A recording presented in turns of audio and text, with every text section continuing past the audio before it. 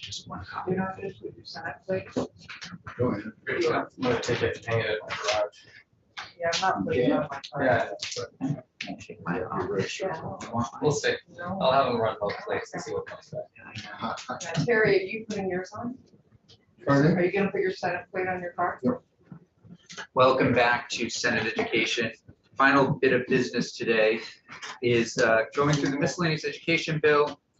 We went through it yesterday with a couple of different advocates, and we have Jeff Fenn with us, to NEA, to weigh in today. So, Ben, welcome. Jeff Fannin again, from Vermont EDA. Thank you very much for having me. We're talking about the miscellaneous ed bill. I know I did pay and receive the latest version.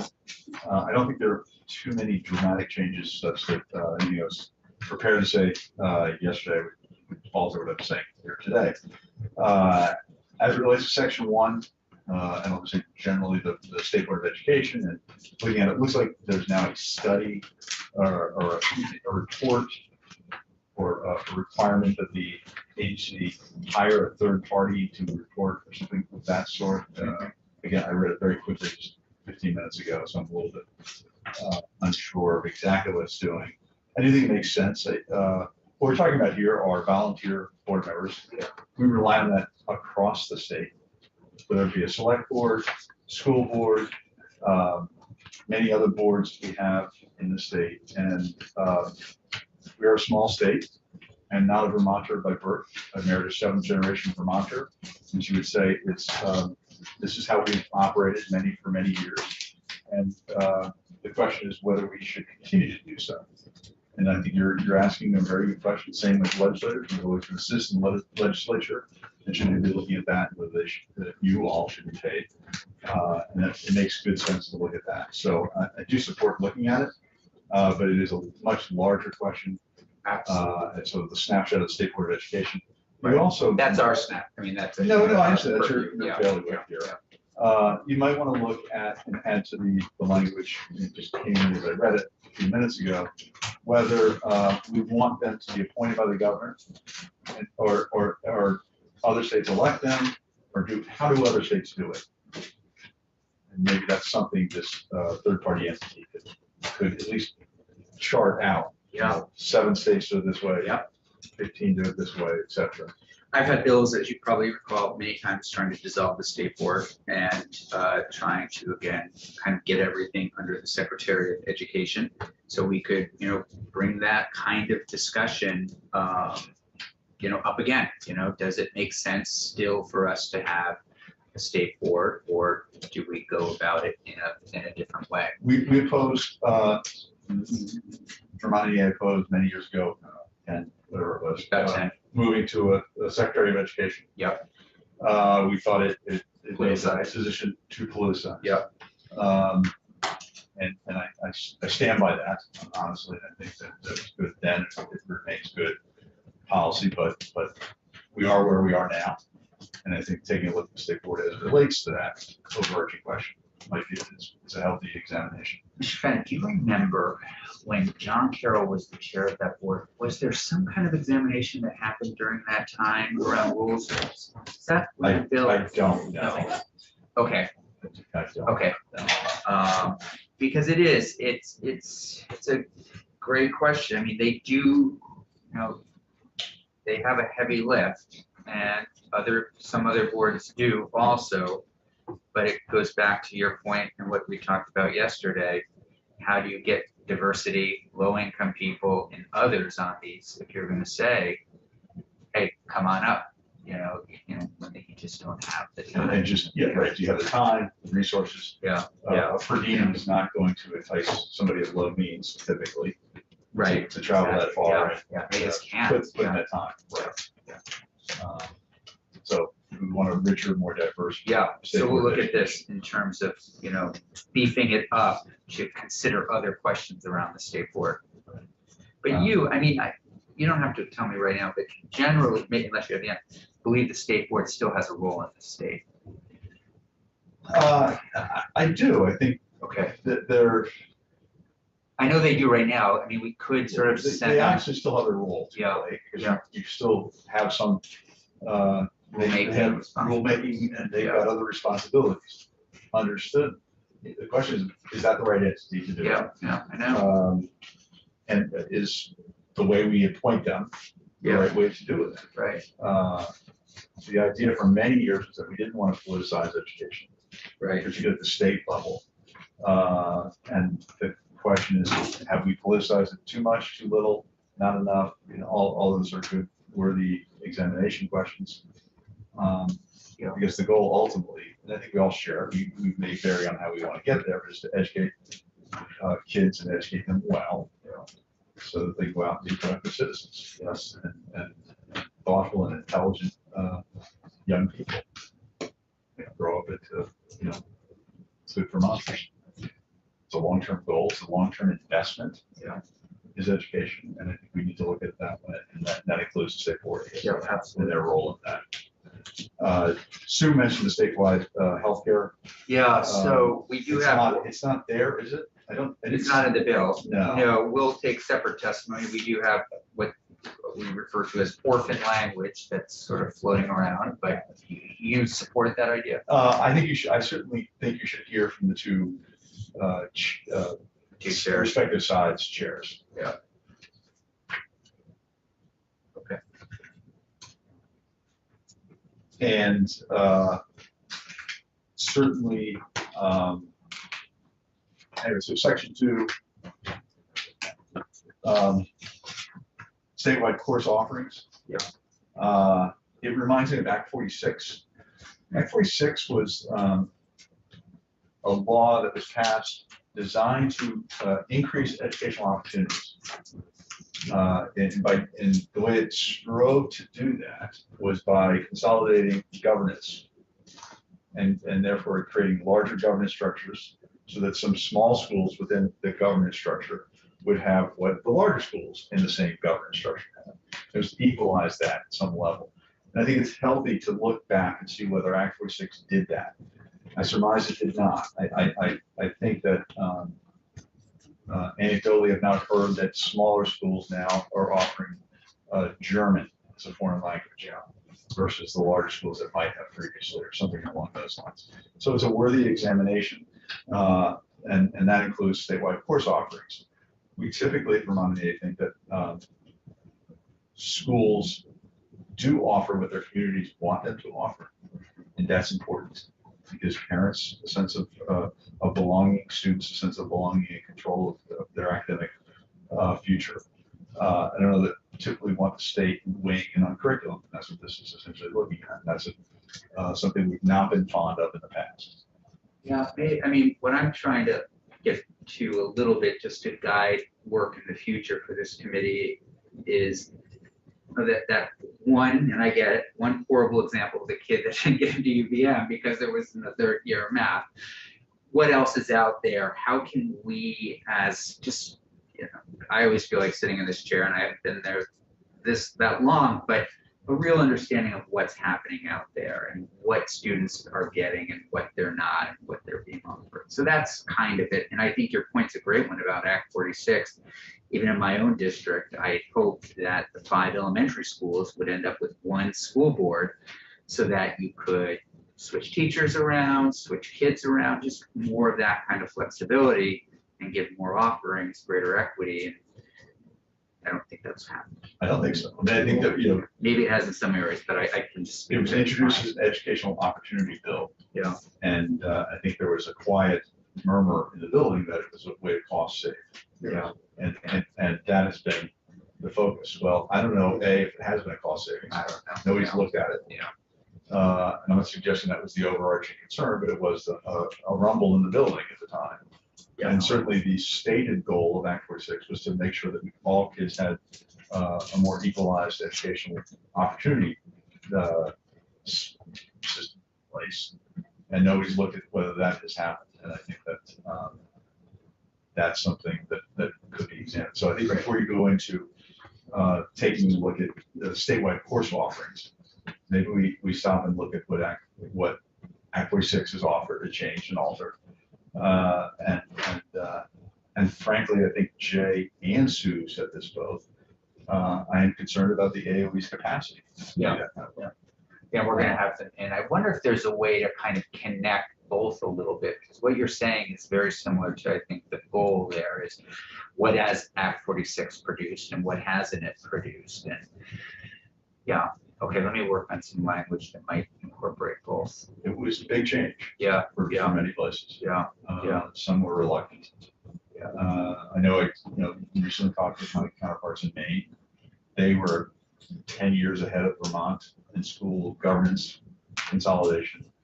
And now they've gone back and there have been some divorces, if you will, over in Maine. And is that good or bad? I don't know, but we're behind them in the timeline of that. And maybe we could talk to our friends in Maine.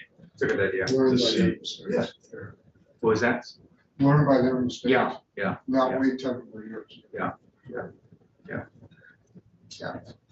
But again, if you guys have AOE capacity, Yeah. which I'm concerned about. If I could interject, Please, yeah. a question more for the chairman, potentially. So with this section 2, would you consider it being refocused towards a review of the kind of the results of Act 46 and the Absolutely. its effect on statewide course? Absolutely, absolutely. I think and I do think they're connected, and it would be really interesting to see if anything else came, that things improved.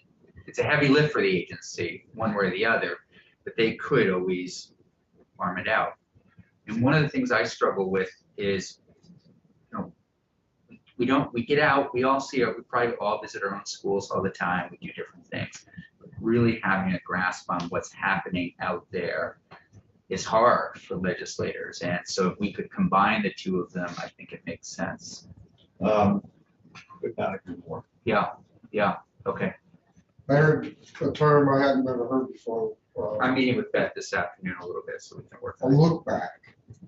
So somebody said that they didn't support a bill because it didn't have a look back. Yeah, Is that something that we could incorporate, like Act 46? What we're talking about right now is looking back at what the intent was and what it actually accomplished, and if it didn't do what it was supposed to.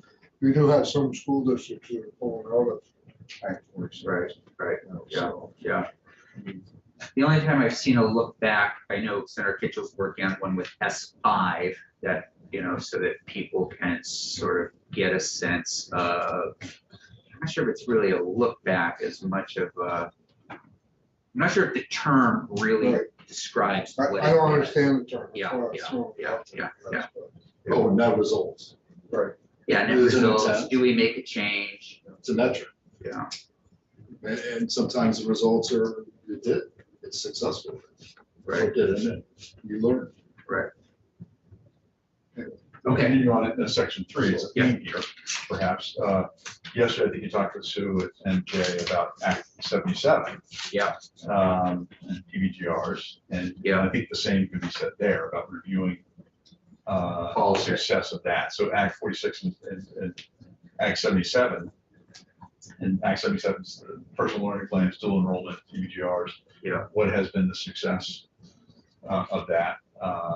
Have we seen? Yeah, it's been 10 years. I think you're right. I think it's a good time to do it. Yeah. Well, if I remember the testimony correctly, she thought it might be too early still. I don't know Yeah, what for you- PBGRs, that's right. Because I think Jay was the one who also said that it was PBJR, proficiency-based grading. no, she thought it had only been in place for 4 years, and we realized it'd been in place for 10 years. Correct, but Jay also said, I think it was Jay, it could have been Sue, it could have been both. Yeah. That last year's senior class or the year before were the first ones who came up through that system from start to finish, if you will. And so we're starting to build potentially some linear data about that. So it may be early, but it may not be too late to start collecting the data and seeing, finding out how you want to collect the data. Right? I mean, part of this would be, I don't know how they would collect the data, what would be the tangible things to collect and helpful, but to start to do it now when it's fresh in everybody's mind. Yeah. I'm not, somebody who's in the school I like it, yeah. say, Yeah. I remember how we used to do it. Yeah. This is how we're doing now. You heard from your constituent, teacher Megan Morgan Lucy, who said she's carrying two, Oh, and talk to any teacher that works in this building in Vermont, yeah. carrying two grade books. Yeah, yeah, And I don't think that was anybody's intention Yeah, or yeah. hope that teachers would Right. have two grade books. right, I know. Seems a little bit inconsistent with the goal, I would say. It is true, you know, you hate to just rely on test scores, you know, you just. But that could be one of the things that they could pull apart. How else could we, you know, get a sense of whether or not this is working or making a difference? We know. Well, graduation rates, maybe, Graduation. and stuff like that, like. Well, I think even better is, we know we have a high graduation rate, but we know that the remediation issue is huge for CCV in the state colleges. Well, no, that's a fact. I mean, unless you want to have Joyce Judy and, you know, I mean, that is what we hear all the time, even from UVM. Right. So it's one thing, the question is, you know, you can have a lot of 90% of kids graduate on time, but what are they graduating with is a very important question. Would you agree? I think it is important to find out, yes. Right. But equally important is why we graduate with about 7,000 or so kids a year. Yeah. In the state. Half of them go to college. For about 3,500 kids. Why the other half? What are they doing? Yeah. I I fear part of it is because we've not adequately prepared them, prepare them or finance them. maybe both, For what goal? for whatever goal they want to actually meet, whether it's go on into, you know, higher education, the trades, go into the workforce. I mean, nothing's point, you know, the scores we see, we know are dismal and unsatisfactory. And then if you talk, you know, and then if you talk to the institutions of higher ed, they also have this concern. So I'm not sure where, I'm happy to look at a bright light if you've got something there. Yeah, I'll think about that. And you know, and this is something we could find out about Act 77. You get really motivated kids, but what about the low income kids? Are they really benefiting Right, from and that- Act and 77? And that's been the Find some criticism of of that. dual enrollment. Yeah.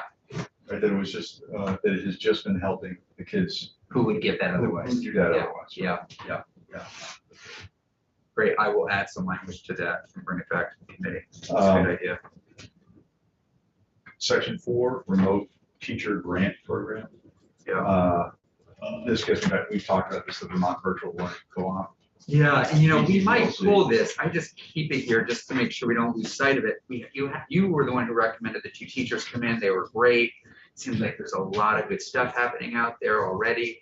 I just want to make sure the kid in, you know, our lowest income districts are just have the same thing, and some of that could be figured out, I think, during the earlier study, and that's what I'm hoping. If, you know, sure, Mount Anthony Union High School, I think, probably has more offerings because of its size and some of its financial ability than some other areas, yeah. And so I don't know what that will look like by the time we vote on this in a couple weeks, but I'm just kind of keeping it there as a placeholder to see, do I talk to Kitchell and say, hey, do we just make $500,000 available, or add somewhere to make sure that if it's a low income district, the teachers can kind of not go around their school board, but say, okay, we can get these funds because we really need these funds because Sarah really needs that, I don't know, AP class or whatever. Yeah. So one of the ways I think it's being done now is the Vermont Virtual Learning Co-op. Yeah. So VTPLC doesn't, you can talk with Jeff Renard, who's the principal or head of school, I don't know what the technical term is, just titled. But they have partner schools who are in Vermont. Yeah. And those schools enjoy benefits by being a partner school with VTPLC. They get seats so their kids can take a class if I don't know, the Navy uses whoever she is or they are, would be able to take it through no charge whatsoever to their home school. So Jeff, do you There's a think, whole- you don't whole see, regime out yeah. So, I mean, I'm happy to, if you don't see that there's really a problem out there right now with kids accessing it, I'm okay with pulling it. I It's do just- worry about over-reliance on remote learning, right? Well, one Yeah, of the things we've learned in the pandemic is Yeah. there is no substitute for in-person Right, teaching. right. None. And so to the extent we have a system that's in place since before the pandemic, which is BTDLC, Yeah, that grew pretty dramatically during the early Right. years of the pandemic, yeah, and is continuing on. It's a well-established program in the state. yeah. It seems to be working, and it would be good to hear from them directly. Do you need to expand it? Are you hearing stories of students in smaller, more rural places Great, not getting what they need? Or are you able to meet their needs? great. And I think it's a great idea. I don't know the answer to that, Yeah. but I think you ought to hear from them. Yeah, and for me, it's, it's, as you know, it's particularly hard right now to find teachers and moving somewhere and finding a house, and you're not gonna hire one person to move somewhere just to teach a couple classes of calculus. So that's what, it's sort of that unique moment, but I agree with you in terms of virtual versus in person. That being said, there are kids that are also gonna be just more comfortable sometimes in virtual. They're getting bullied, so all those options are important. Right. Sorry, Bueller. Well, I'm sorry. No. No, I just want to say, we do know that you're right, that some kids did better in a remote environment early in the pandemic. Yeah.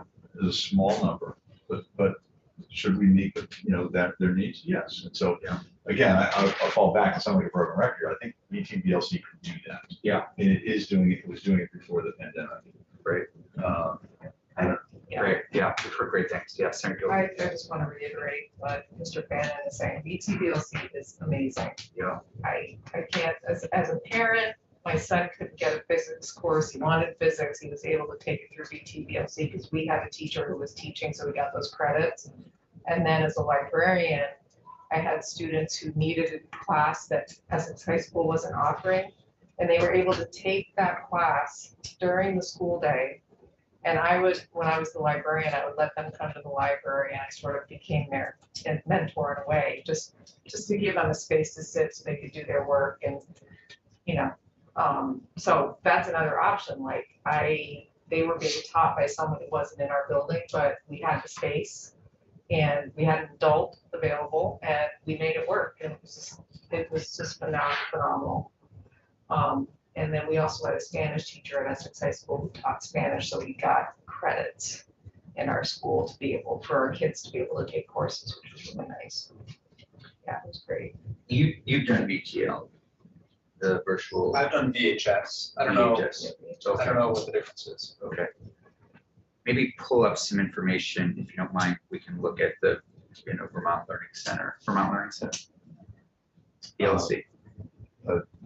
Virtual high school, Vermont Virtual High School, VTBLC is Vermont Virtual Learning Co-op, okay. but VHS is, Virtual High School, I think it is. I'm not, National organization. Yeah. Yeah, I'm gonna ask Katie to dig up some info on the one that you've mentioned and just send it around.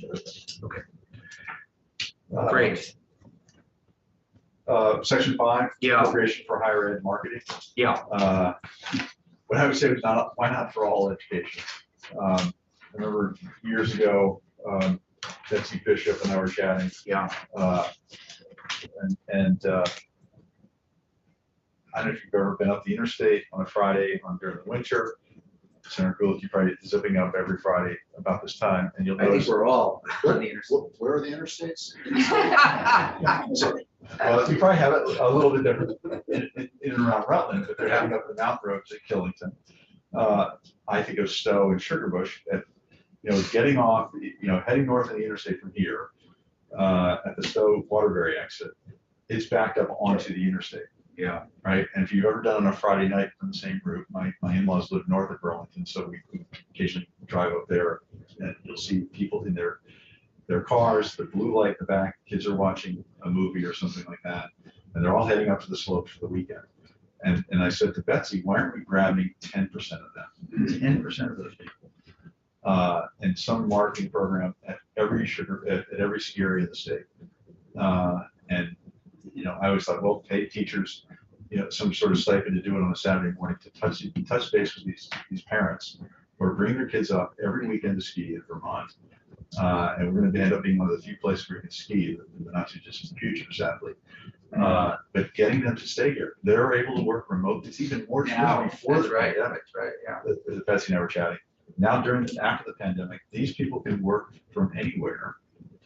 And why not have 10% of them? If we just touched and spoke and conversed with 10% of them on the chairlift up or in the lodge around the hot chocolate and got them to stay, not just for Saturday, Sunday, but year round. Yeah.